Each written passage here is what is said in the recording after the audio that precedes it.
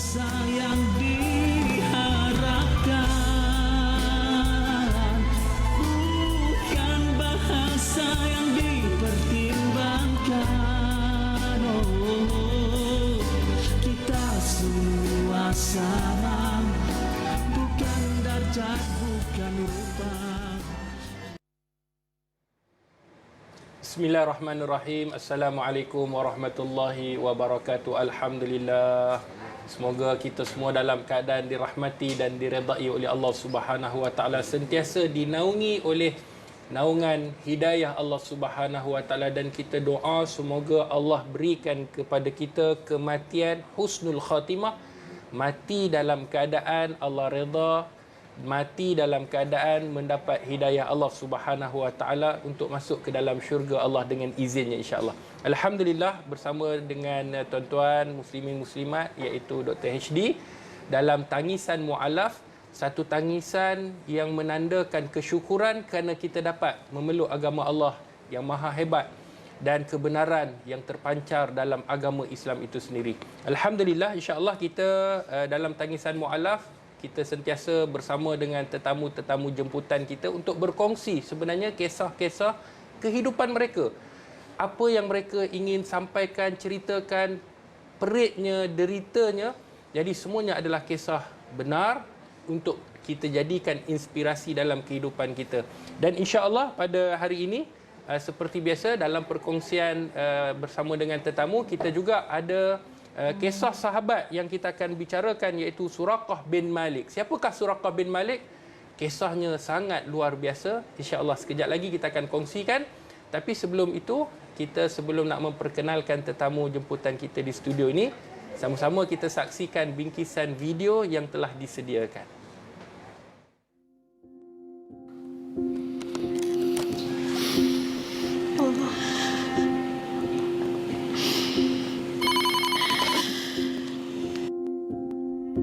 Assalamualaikum. Waalaikumsalam. Kisah okey ke? Sakit perut Ayaman. Dari semalam tak hilang-hilang lagi. Kami sekeluarga pun dah nak kena masuk ward ni. Ayaman rasa mungkin makanan yang kita makan kat kedai semalam tu dah tak elok lah. Nak Ayaman nak hantar siapa-siapa, hantar Kisha ke hospital? Tak apalah, Kisha okey. Betul ke ni? Betul, Kisha okey.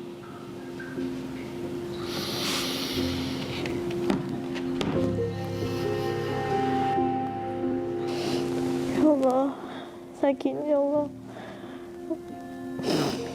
Ya Allah, jika kau sembuhkan aku hari ini juga, aku akan bersyahadat kepadamu, ya Allah.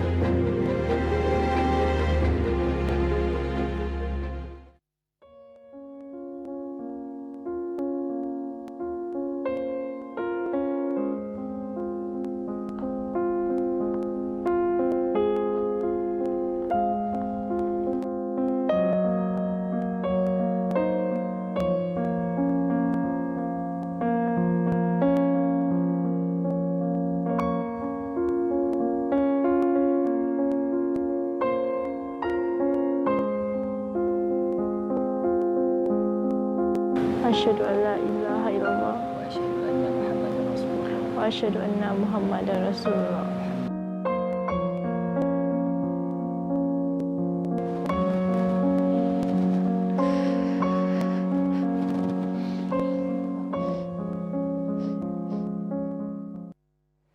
Masya Allah, seorang hamba Allah telah kembali kepada agama fitrah, yang baru sahaja kembali memeluk agama Allah Subhanahu Wa Taala bersama dengan kita di studio, Nur Kisha Syekh Abdullah. InsyaAllah kita bersama dengan Nur Kisha. Assalamualaikum. Waalaikumsalam. Sihat? Sihat. Terima kasih kerana sudi bersama dengan kami, penonton-penonton TV Al-Hijrah. Jadi, bila kita tengok bingkisan cerita Nur Kishah ni tadi, apa yang berlaku sebenarnya, para penonton ingin faham apa sebenarnya berlaku dalam cerita di sebalik apa yang kita tunjukkan. Tetapi sebelum daripada tu, boleh tak Nur Kishah perkenalkan diri dan latar belakang sedikit? Nama saya Nur Kishah Sheni binti Abdullah. Saya berumur 22 tahun. Saya berasal daripada Johor. Keluarga saya beragama Cina. Dan keluarga saya Chinese, saya beragama Buddha. Maknanya daripada lahir sampailah sebelum daripada ni memang beragama Buddha lah. Satu family and tak ada satu orang pun yang bertukar agama. Masya Allah. Jadi sebenarnya kita faham bahawa hidayah itu adalah milik Allah Subhanahu Wa Taala. Tapi bagaimana mulanya terdetik untuk memeluk agama Allah Subhanahu Wa Taala? Untuk saya terdetik, saya pun tak tahu nak cakap macam mana. Sebab saya punya keluarga semua Cina, Buddha, and saya tak pernah terdetik sikit pun untuk masuk Islam. Sebab keluarga saya macam memang amalkan agama Buddha, and saya pun sebelum ni pun ikut agama amalan tu, and saya pun belajar kitab Buddha. Saya tak tahu macam mana saya boleh terdetik, tapi saya terdetik tu selepas nenek saya meninggal. Bila nenek saya meninggal, sebab sebelum ni saya dibesarkan oleh nenek saya sampai umur saya 12 tahun. Lepas tu nenek saya meninggal, saya dibesarkan oleh mami saya lah. Lepas saya dibesarkan dengan mami saya berpindah lah ikut mami saya. Dan bila saya ikut mami saya duduklah dekat rumah dia. Dan bila saya duduk dekat rumah dia, depan rumah saya tu betul-betul depan masjid. Dan bila setiap hari saya duduk rumah, mesti saya akan terdengar azan pagi, siang, malam. Dan bila saya terdengar, saya tak tahu kenapa, saya rasa tenang. Saya rasa macam tak pernah rasa setenang apa yang saya terasa sekarang bila saya pergi buat macam sembahyang ikut Buddha tu. Saya tak pernah rasa macam tu.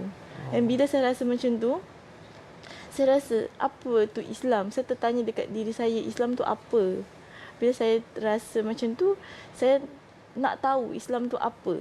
Dan bila saya masuk sekolah menengah, umur saya dalam 13 tahun, saya pun ambillah belajar tasawuf Islam. Padahal saya masa tu saya belum Islam, dan saya lah seorang pelajar first dalam sekolah tu yang ambil tasawuf Islam. Dan bila saya belajar tu, saya faham Islam tu apa. Dan saya belajar tu masa tu lama jugalah, dalam berapa tahun. Tapi yalah, mami saya semua tak tahu, dan saya pun decide bagi tahu cikgu saya jangan bagi tahu mami saya, apa-apa pun personal bagi tahu saya je. So mami saya tak pernah pun datang sekolah ambil report card, sebab saya nak rahsiakan yang saya belajar Islam tu.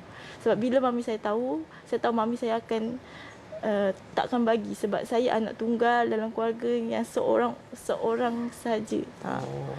Saya tak ada. Mami saya memang berharap pada saya. Lepas tu mami saya dengan bapa saya dah bercerai. So mami saya tinggal dengan ayah tiri saya lah. So mami saya memang berharap pada saya. Anak yang dia banggakan. So maknanya, minta maaf. Maknanya waktu Nur Kishah ambil tasawuf Islam itu, ahli keluarga memang tidak tahu langsung? Tak tahu. Sebab bila mami saya tahu, confirm mami saya tak, dia akan tentang. Sebab sebelum ni saya tak ada masuk sekolah Cina, sekolah Melayu. Saya normally memang masuk sekolah swasta. So saya tak pernah pun bergaul sangat dengan orang Melayu. Okay. Saya memang bergaul dengan orang Cina je lah. Dan bila saya masuk sekolah menengah tu, baru saya ada kawan Melayu. Dan barulah saya tahu yang Islam tu apa, indahnya Islam tu. And start dari tu saya percaya Allah tu satu. Tapi saya tak pernah terdetik lagi untuk saya masuk Islam, sebab saya sayangkan mami saya. Saya sayangkan dia. Saya nak dia terima saya sebagai Islam masa tu. Tapi saya yakin mesti dia tak akan terima, sebab saya pernah nak cakap tapi dia akan macam marah. So saya macam cakap, tak apalah, mungkin saya faham perasaan dia. Dia yang lahirkan saya, mesti dia nak saya dengan dia. Mesti dia nak saya pun. Dia pernah cakap dengan saya, kalau awak masuk Islam, awak dah tak ada macam satu kefahaman dengan dia. Once mati, bila dia cakap bila dia mati, siapa nak uruskan dia? Saya macam terfikirlah. Saya cakap, saya pun decide saya tak nak cerita lagi pasal benda ni. Dan bila saya cerita, mesti dia akan sedih semua kan. So saya pun tak apalah, saya cakap saya tak nak cerita lah. Bila saya tak nak cerita, saya macam biarkan untuk beberapa bulan saya diamkan diri, saya pun tak nak. Sebab sebelum ni saya memang suka melawan. Apa yang mami saya cakap, saya akan melawan. Saya tak pernah macam dengar apa dia cakap. Tapi start saya kena Islam, saya cuba. Saya tahu yang kalau kita melawan cakap mak, tu dosa. Walaupun mak kita tu bukan Islam. Dan saya pun cuba untuk berbaik dengan dia. Sejak saya masuk Islam lah yang saya ni mula macam slow. Macam Tenang. kontrol, tak marah. Dan saya cuba faham dia. Saya cuba sayangkan dia. Walaupun sebelum ni saya nak sayangkan dia tu susah sebab saya tak pernah tinggal dengan dia kan. Saya tak pernah dari kecil sampai saya besar, saya tak pernah hidup satu rumah dengan dia. Sebab saya memang fikir nenek saya tu adalah mak saya. Bila saya masuk Islam, baru saya cuba macam sayangkan dia. Itulah orang kata, sahabat-sahabat penonton yang dirahmati oleh Allah, tak kenal maka tak cinta. Apabila Nurkishah mengenali Islam, belajar mengenai Islam, tahu tentang Islam, alangkah indahnya, betapa tenangnya orang yang duduk dalam agama Islam. Dan Islam sama sekali tidak akan membuang ahli keluarga walaupun mereka berlainan agama. Sebab tu apa yang disampaikan sebenarnya ini adalah luahan daripada hati seorang muallaf yang baru sahaja memeluk agama Islam. Berapa lama baru masuk? 4 bulan, lebih 5 bulan. Allahu Akbar. Baru 5 bulan memeluk agama Allah Subhanahu Wa Taala. Alhamdulillah. Jadi bila Nurkishah sebut tentang perjalanan bagaimana dapat orang kata memeluk agama Allah, kefahaman, ambil ilmu tasawuf secara senyap-senyap untuk mendalami dan mempelajari, dalam 4 bulan 5 bulan ini apa sebenarnya cabaran yang sangat besar selain daripada mungkin ibu, kita harapkan insya-Allah semoga Allah juga berikan hidayah kepada ahli keluarga Nurkishah untuk memeluk agama Allah. Tapi apa cabaran-cabaran yang ada sewaktu 4 bulan 5 bulan ni? Macam saya normally saya kerja dekat company Cina, saya pun berkawan dengan orang Chinese. Dia macam bila dia tahu bila saya sebulan tu saya memang takkan bagi tahu lah yang saya masuk Islam. Tapi lepas tu diorang sendiri tu dapat perasan lah yang saya ni lain. Saya ni macam solat pun macam senyap-senyap, tiba-tiba hilang macam tu. Dan diorang bila diorang tahu tu, diorang macam cuba jauhkan diri daripada saya lah. Macam family saya selalu push mami saya. Dia macam cakap, kenapa kau bagi anak kau masuk Islam sedangkan kau anak seorang je. So bila dengar macam tu, mami saya akan pressure. Bila mami saya pressure, dia akan marah lah dekat saya. Kenapa kau buat aku macam ni? Kenapa kau seksa aku macam ni? Wow. Saya tak tahu. Saya cakap saya sayang kat mami, tapi saya bukan nak mami susah pun. Saya cakap saya tak tahu nak cakap macam mana. Tapi saya cakap tak apa Wan. Saya cakap satu hari nanti mesti mami faham. Saya harap yang mami saya tu terima saya. InsyaAllah. Baik. Itu sebenarnya cabaran yang kita rasakan sangat besar, ujian yang Allah berikan kepada mereka yang memilih sebenarnya melebihi segala-galanya. Dunia, melebihi anak, melebihi suami, melebihi ibu ayah. Dia mencintai Allah dan Rasul. Barulah itulah sebenarnya keimanan kepada Allah Subhanahu Wa Taala. Ustaz sebenarnya nak kongsikan, sambil-sambil kita dah dengar cerita daripada sahabat, daripada tetamu kita Nurkishah, Ustaz nak kongsikan cerita seorang sahabat Nabi sallallahu alaihi wasallam yang mana bagaimana terdetiknya seorang sahabat baginda Rasulullah sallallahu alaihi wasallam, iaitu Suraqah bin Malik. Suraqah bin Malik apabila dia seorang sahabat yang sangat hebat dan dia memeluk agama Allah dalam pengakhiran umur baginda Nabi sallallahu alaihi wasallam. Dan kita tahu Suraqah bin Malik ini dia penjejak kesan baginda Nabi sallallahu alaihi wasallam ketika mana Nabi nak berhijrah ke kota Madinah. Ceritanya bermula apabila Nabi sallallahu alaihi wasallam keluar bersama dengan Abu Bakar As-Siddiq radhiyallahu an, ketika mana Nabi keluar daripada kota Mekah ke Madinah. Pada waktu itu kaum Quraisy yang tidak beriman kepada Allah Subhanahu Wa Taala mengisytiharkan sesiapa yang dapat menangkap baginda Nabi sallallahu alaihi wasallam maka akan dikurniakan, akan diberikan 100 ekor unta.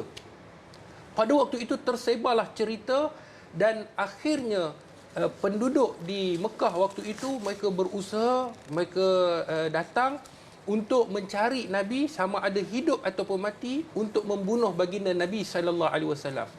Dan pada satu ketika mana berita ini telah tersebar, maka pada waktu itu Suraqah bin Malik ini dia duduk bersama dengan kumpulannya dan dia terdengar ada tawaran yang menawarkan 100 ekor unta, yang mana pada waktu itu 100 ekor unta sesiapa yang ada dia adalah jutawan kaya. Apa yang berlaku ketika mana kawan-kawan Suraqah kata, bukankah engkau boleh menjejaki Muhammad dan bukankah engkau telah melihat Muhammad? Maka pada waktu itu Suraqah ketika mana dia nak membolot ke semua 100 tanpa memberitahu kawan-kawannya yang lain, maka dia kata aku tidak nampak, sedangkan itu adalah orang lain. Lantas dia memerintahkan kepada kawannya, hambanya untuk menyediakan kuda dan untuk memintas Nabi sallallahu alaihi wasallam. Dan ketika mana dia berjumpa dengan Nabi sallallahu alaihi wasallam dan niatnya ingin membunuh kerana untuk mendapatkan 100 ekor unta, pada waktu itu ditakdirkan dengan mukjizat baginda Nabi sallallahu alaihi wasallam, kuda yang ditunggang oleh Suraqah bin Malik akhirnya tenggelam di tanah. Dan ketika itu barulah Suraqah mengetahui ini bukan manusia yang biasa. Lantas dia meminta kepada Nabi sallallahu alaihi wasallam untuk menyelamatkan, untuk mengeluarkan, dan dia mengatakan engkau akan menjadi seorang nabi yang hebat dan engkau akan mempunyai pengikut yang banyak, dan aku ingin minta kepada engkau untuk pastikan sekiranya aku memeluk agama engkau, maka engkau memberikan kepada aku sesuatu yang sangat berharga. Pada waktu itu Nabi memberi jaminan kepada Suraqah dan Nabi berdoa kepada Allah untuk melepaskan kudanya yang tenggelam tadi. Akhirnya ketika mana pembukaan kota Mekah, Suraqah bin Malik menyatakan keislaman kepada baginda Nabi, dan baginda Rasulullah telah memakaikan perhiasan Kisra, satu perhiasan yang sangat hebat. Lantas Islamlah Suraqah bin Malik dengan kehebatan dan apa yang dia lihat mukjizat daripada Nabi sallallahu alaihi wasallam. Itulah cerita Suraqah bin Malik secara ringkasnya. Boleh kita jadikan inspirasi dalam kehidupan kita. Keimanan kita kepada Allah dan Rasul sangat-sangat hebat, kerana itulah agama yang benar. Baik, kepada Nur Kishah, ketika kita sebut tadi kisah tentang perjalanan hidup Nur Kishah yang baru saja memeluk agama, sebenarnya apa harapan Nur Kishah untuk perjuangan yang panjang dalam diri Nur Kishah? Saya berharap yang makmi saya boleh terima saya sebagai seorang Islam, dan saya pun berharap yang suatu hari nanti mami saya boleh memeluk Islam sama seperti saya. Amin, insya-Allah. Kita juga doakan sahabat-sahabat penonton sama-sama, ya Allah, kita doakan semoga Allah berikanlah hidayah kepada keluarga Nur Kishah dan kepada semua manusia yang di luar sana yang belum memahami agama Islam. Maka kita doa semoga mereka juga mendapat hidayah, peluang untuk memeluk agama Allah, untuk masuk ke dalam syurga Allah Subhanahu Wa Taala. Itulah yang dibuat oleh Pertubuhan Akademi Al-Bayan, satu pertubuhan untuk melahirkan dai mu'allaf. Kita nak supaya apabila lahirnya mereka-mereka yang keluar daripada Pertubuhan Akademi Al-Bayan, yang pertama mereka boleh memberikan kefahaman kepada seramai mungkin orang yang bukan Islam tentang Islam. Dan yang kedua, mereka dapat mengajak untuk memeluk agama Allah. Ini adalah satu agama yang akan kita rasa tenang, kita akan rasa bahagia kerana kebenaran demi kebenaran yang boleh kita tengok daripada Quran dan sunnah baginda Nabi sallallahu alaihi wasallam. Jadi tuan-tuan, Nur Kishah adalah salah satu contoh yang mana kita sebagai umat Islam tidak boleh meninggalkan. Mereka bukan kelas ketiga, mereka adalah saudara kita. Maka ayuh sama-sama kita membangunkan Akademi Al-Bayan yang akan dibuat di Pego Alor Gajah. Kami memerlukan tuan-tuan sokongan, dokongan, sumbangan supaya insya-Allah kita doakan semoga Akademi Al-Bayan akan terus dapat berdakwah bersama dengan mereka-mereka yang telah usaha untuk mengajak manusia kembali kepada Allah Subhanahu Wa Taala. Dan juga kita ada kelas pengajian Islam secara percuma, secara online dalam bahasa Melayu, Mandarin dan dalam bahasa Tamil secara percuma. Boleh daftar, masih lagi dibuka secara percuma dan guru-guru bertauliah. Semoga Allah merahmati dan meredai. Insya-Allah Kita doakan kepada semua penyumbang, Allah merahmati, Allah meredai dan Allah berikan ganjaran yang terbaik. Usahakanlah untuk selesaikan masalah kita dengan kita memberi sumbangan ke tabung pembangunan ekonomi Al-Bayan. Terima kasih Nur Kisha kerana sudi bersama dengan kami. Kami doakan semoga terus tabah dan terus kuat dan menyantuni ibu bapa walaupun berbeza agama, insya-Allah. Jadi terima kasih juga kepada penonton dan insya-Allah kita berjumpa pada minggu hadapan dengan kisah yang menarik dan kisah sahabat yang menarik juga kita akan kongsikan. Semoga dia menjadi satu inspirasi dalam tangisan mualaf kepada kita semua bersama dengan tuan-tuan Dr. HD. Kita berjumpa lagi. Assalamualaikum warahmatullahi wabarakatuh. Akademi Al-Bayan membawa impian besar untuk melahirkan golongan pendakwah yang berupaya menyebarkan syiar Islam dengan menggunakan bahasa yang difahami oleh bangsa mereka sendiri, sekaligus menjadikan mereka ini sebagai aset terpenting umat Islam. Ayo, sama-sama kita santuni mualaf agar mereka mengenal Islam